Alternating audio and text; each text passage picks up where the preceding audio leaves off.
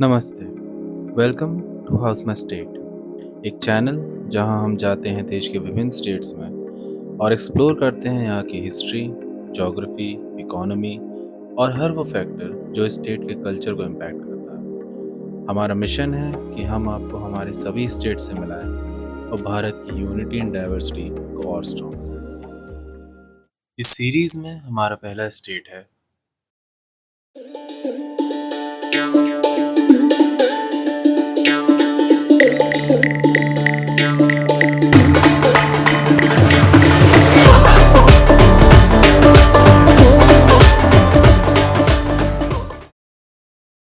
जब इंडिया 1947 में इंडिपेंडेंट हुआ, पंजाब का पार्टीशन हो गया। ये एक बड़ा सेटबैक था। पंजाब का वेस्टर्न हिस्सा पाकिस्तान के पास चला गया और ईस्टर्न हिस्सा, जो हिंदू और सिख मेजॉरिटी था, इंडिया में रहा। इससे बड़े स्तर पर माइग्रेशन हुई और इकोनॉमी को बहुत नुकसान हुआ। पंजाब की बहुत सारी फर्टाइल ज़मीन, इंडस्ट्रीज और इंफ्रास्ट्रक्चर अब पाकिस्तान के हिस्से में थे। लेकिन पंजाब के लोगों ने हिम्मत नहीं हारी। 1950s में पंजाब ने रिकंस्ट्रक्शन शुरू किया। फर्स्ट 5 ईयर प्लान के दौरान पंजाब का ग्रोथ रेट 5.3% था, जो नेशनल एवरेज से ज़्यादा था। Agriculture was the backbone. Punjab की फर्टाइल ज़मीन और बची हुई 3 नदियाँ, सतलज, ब्यास और रावी, ने फार्मिंग को स्ट्रॉन्ग बनाया। इस टाइम पे गवर्नमेंट ने इरिगेशन प्रोजेक्ट्स जैसे भाखड़ा नंगल डैम पे फोकस किया, जिसने पंजाब के एग्रीकल्चर को बूस्ट किया। 1960s में आया ग्रीन रेवोल्यूशन, जो पंजाब की इकोनॉमी का टर्निंग पॉइंट बना। High yielding variety seeds, chemical fertilisers और मॉडर्न इरिगेशन टेक्निक्स इंट्रोड्यूस हुए। पंजाब बिकेम इंडिया का ब्रेड बास्केट। ये स्टेट व्हीट और राइस प्रोडक्शन में देश में पहले नंबर पर रहा। 1970s तक Punjab contributed almost 2/3 of India's food grains, specially wheat. Per capita income भी बढ़ चुका था। 1981 में पंजाब का जीडीपी पर कैपिटा इंडिया के स्टेट्स में सबसे ज़्यादा था।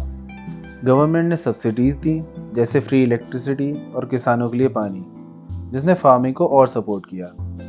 लेकिन रेवोल्यूशन के कुछ साइड इफ़ेक्ट्स भी थे।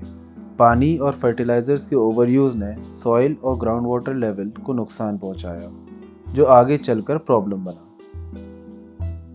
इस पीरियड में इंडस्ट्रीज की ग्रोथ भी शुरू हुई। टेक्सटाइल्स, हॉजरी और स्मॉल स्केल इंडस्ट्रीज जैसे जलंधर में स्पोर्ट्स गुड्स और लुधियाना में साइकिल मैन्युफैक्चरिंग डेवलप हुए। पंजाब का इंफ्रास्ट्रक्चर, रोड्स, रेलवेज और इलेक्ट्रिसिटी इंडिया के बेस्ट में से एक था। 1980s में पंजाब ने मुश्किल समय देखा।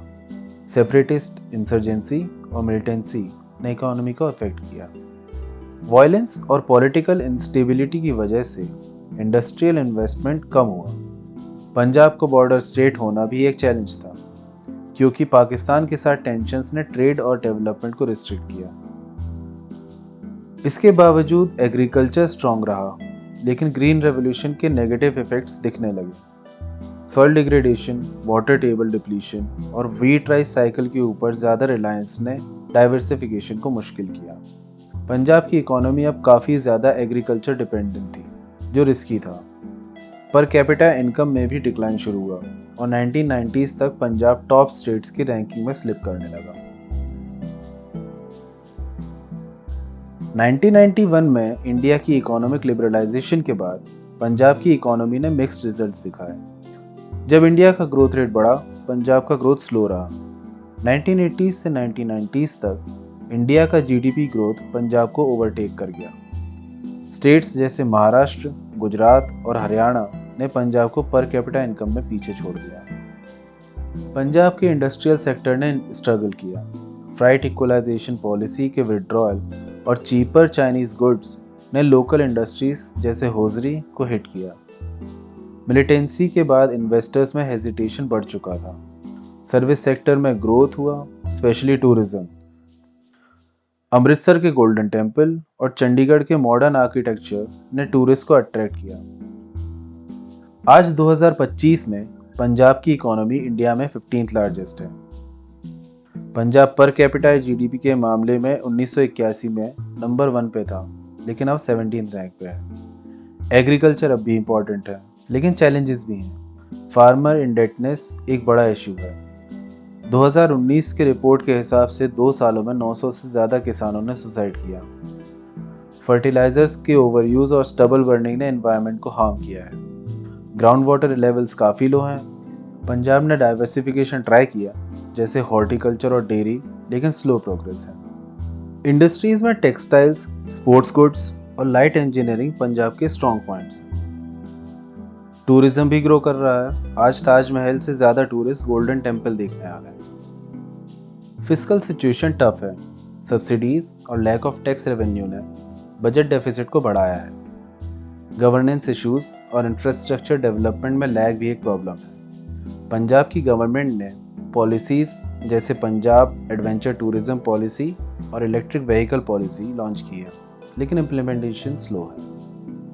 ये था पंजाब की इकोनॉमी का सफ़र। पार्टीशन के सेटबैक से लेकर ग्रीन रेवोल्यूशन के बूम और अब मॉडर्न चैलेंजेस तक पंजाब ने बहुत कुछ देखा है। आज भी ये स्टेट एग्रीकल्चर का पावर हाउस है, लेकिन डाइवर्सिफिकेशन, सस्टेनेबिलिटी और बेटर गवर्नेंस की ज़रूरत है। Thank you for watching.